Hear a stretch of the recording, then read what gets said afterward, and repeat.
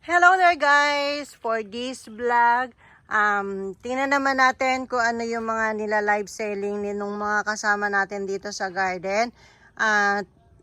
Kapag Wednesday and Thursday, nagla-live selling po kami sa aming Facebook page na Royal Garden of Bougainvillea. Ayan, nagla-live selling po tayo dyan. And eto po yung mga karaniwang nila live selling nila. And hindi pa po tayo nakakapagpa-LBC shipment po ulit dahil hindi pa po ito ganun ka-stable katulad ng mga pinapa-LBC natin dati. Ayan, yung po kasing medyo malalaki na natin ay naubos na. Yes po, medyo mabilis po ang benta ngayon at medyo mabagal ang pagbuhay dahil nga po sa init ng panahon. Kaya medyo naaagad yung ating malalaki. Kaya eto, yung size na to ay pang drop and go shipment lang po. Pang drop and go shipment pa lang. And pwede rin po mag walk in po kayo dito sa garden at makapili po kayo ng gusto nyo sa mga variety natin dito. Pero pagka po ito ay nakapagpalaki po tayo, babalik po tayo sa pag-ship ng mga small size rooted nationwide via LBC. Kaya ko lang po naisipang i-flex etong mga rooted natin. Kasi meron po ako nakikitang problem dito. Ayan. Dito po kasi sa ating YouTube channel, sa ngayon, ang ginagawa ko ay ang mga ina-upload ko dito ay yung karaniwang problema ng ating mga bougainvillea. Katulad po nito, kung nakaka-encounter kayo sa mga bougainvillea nyo ng ganito, ayan, nakakalbo po yung dulo, di ba?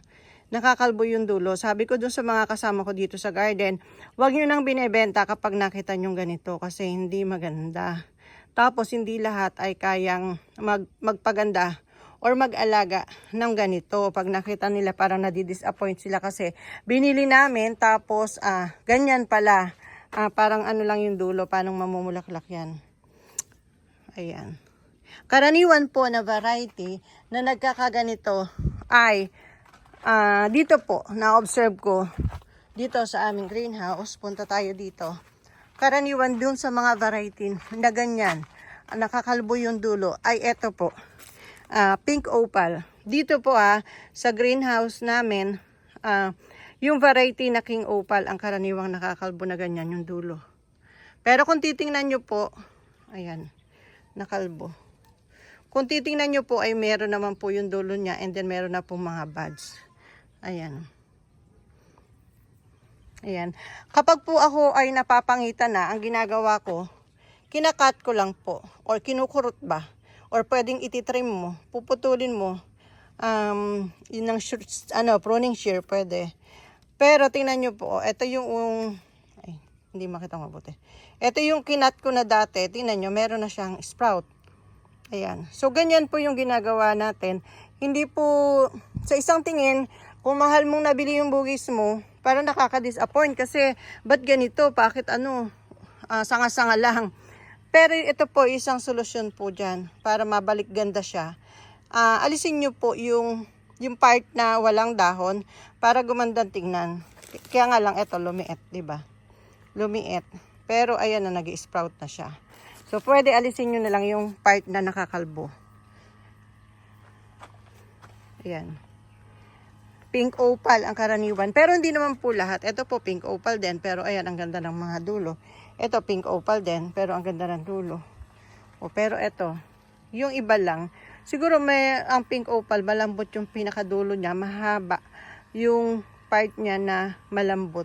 Kaya madali siyang nasisip-sip ng insect. Wala naman po ako nakikitang insect. Malamang ko sa gabi umaatake.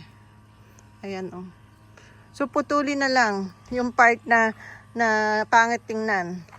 Pink opal and then isa pa po na nagkakaganyan ay itong si Vera Orange. Ayan. Vera Orange po yan. Tingnan nyo, nalalagas yung dahon.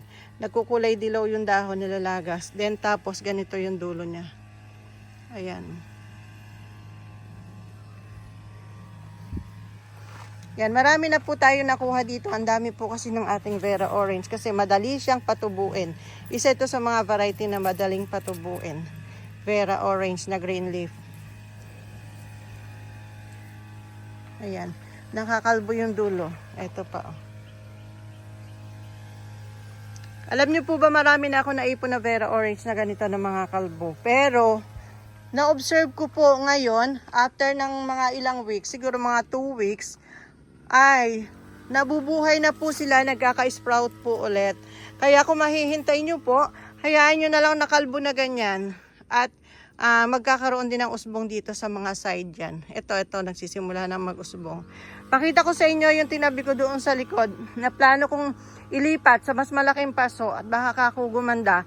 Pero maraming ang ginagawa yung mga kasama natin dito sa garden, hindi pa na ililipat. Ngayon, marami na siyang usbong. So sa una lang, pangit tingnan, pero kung mahihintay nyo, wag nyo nang itrim at gaganda rin naman pala sila. Nangyari na po sa akin, kaya nasasabi ko po, gaganda rin naman sila. Teka, pakita ko sa inyo ha. Ito, nakita nyo kung gaano karami. Ang dami po kasi namin na propa na Vera Orange. Ito yung mga napili ko nung nakakalbo yung dulo nung iba. Nung iba lang ha, kasi ito, okay naman siya. Bakit nandito? Ito, ayan, kita nyo. May mga usbong na sila. Ayan.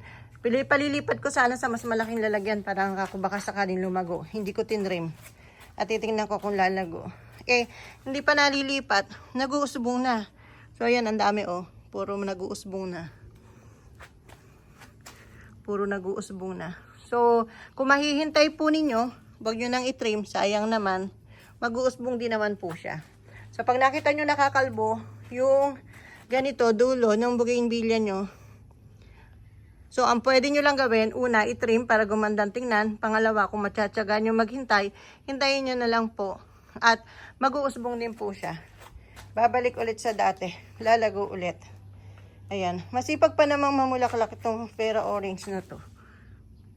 Masipag mamulaklak. Ayan. Parang sa observation ko, kapag bata lang si Vera Orange, tsaka nagkakaganyan. Pero pagka ano na siya, talagang magulang na siya, matured na, brown na stem, hindi na po nakakalbo na ganyan. Ito lang, pagka lang talaga, ano pa yung sanga niya, mura lang talaga yung sanga niya. Kaya siguro may insect na sumisipsip, kasi tinan nyo, natutuyo yung dulo. Ayan, pwede rin naman po sigurong gamitan ng insecticide. Any kind of insecticide, basta light lang yung timpla para alagaan na lang sa spray. Kaya lang kung extra gastos pa, so yun lang po magagawa natin. I-trim or hintayin na lang na magdahon ulit. Gaganda rin siya.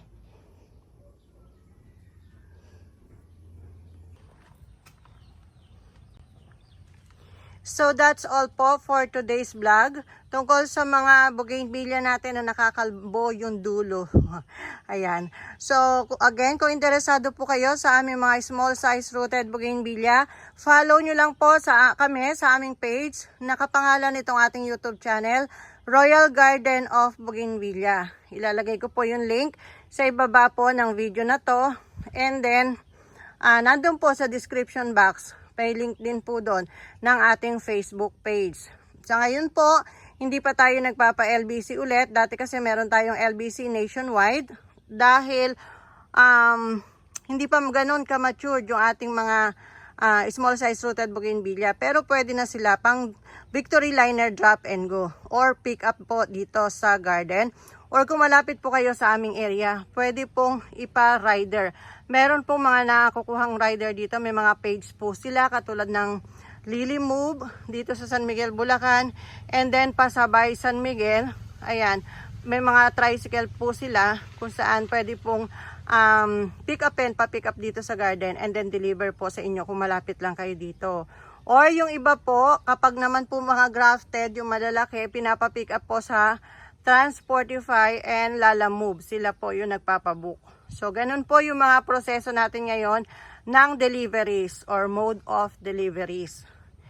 Ano po tayo? Payment first. Lagi po tayong payment first in every transaction po natin. Again, live selling po.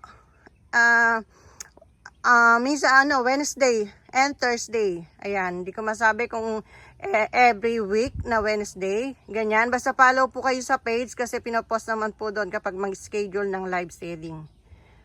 Ayan, ang gaganda po nila. Ayan, magkaroon kayo ng mga ganyang collection sa bahay. Talaga namang stress reliever. Ayan, stress free. Lalo na pagising mo sa umaga na ganito kagagandang mga bulaklak ng mga bougainvillea ang makikita mo. Talaga naman. Nakakalibang.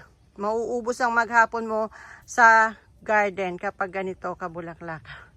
Yan. Thank you so much po for watching and see you on our next vlog. Bye!